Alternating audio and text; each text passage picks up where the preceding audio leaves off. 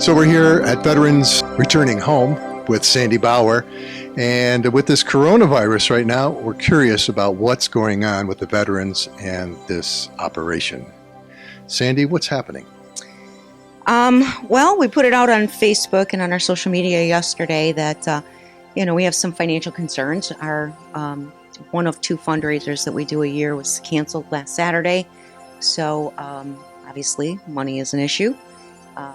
About 80% of our food comes from the Royalty House, which is a local banquet hall, but all of their events are canceled, so therefore our food source is dried up. So I put it out on social media yesterday that we needed help with, if any bars or restaurants or hotels or whatever had extra food. So it's been a little crazy around here today. We had to set up a whole protocol in the house to keep things as clean as possible. Here at the door, the first thing we have is a sanitizer. So nobody's allowed to come in without sanitizing their hands. That's the first step. Here we have what we call the Hall of Fame. These are just some testimonials and some thank you appreciation letters that we've received throughout the years from veterans that have stayed here and different community organizations. Over here are my manager's apartments. I have two managers that live on premise, veterans. And one is my house manager and one is my kitchen manager. And then the food pantry, that is mostly for food that we share in the community.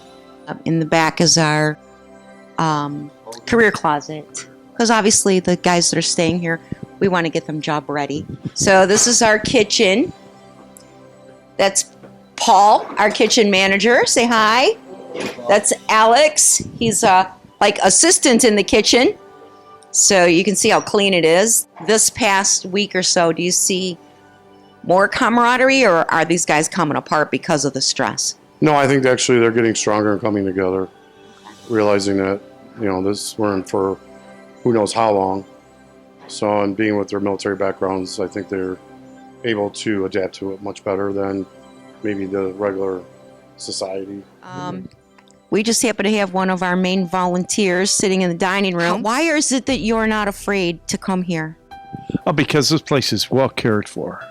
And they had a meeting last night where they went over everyone's responsibility. Every veteran, every volunteer, everyone has a responsibility to keep this place clean for everyone, for visitors as well as for those who remain here as occupants of this Veterans Returning Home.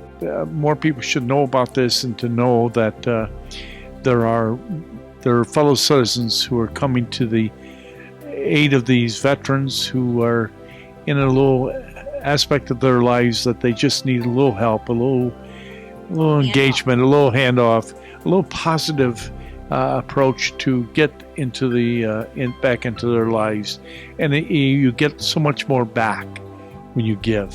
What do you think as far as the rest of the veterans in the house? Is everybody stressed out, or are most of the other guests here accepting and pulling together? Or there's a lot of questions going on, but we're all trying to deal with it as a unit and as a family, and everybody's talking to each other, and everybody has their own perceptions of different things that are going on in here.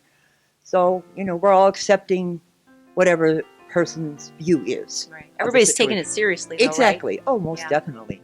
These were my daughter-in-law's new husband's dogs, and my grandsons had 2 dogs. So we were able to take these dogs in and care for them while FEMA was rebuilding their house. And then that's how we ended up keeping them, is because they were here for like 6 months during the FEMA rebuild, and then the guys fell in love with them. So my daughter-in-law and her husband said that he thought that the dogs would be better down here with the veterans. We're just publicizing wherever we can to make awareness for everyone in the house, to make sure that they stay conscious of the dangers of the coronavirus. There's always been a lot of camaraderie in this house naturally, and have you seen that it's even more camaraderie and more support amongst each other in this time of crisis? I think so. I think that everyone recognizes that if indeed we do things together, things will get done better. So for you, Edward, coming here, having the surgery, now and then all that physical therapy in between, right? And now working, got a good job, and you're still here.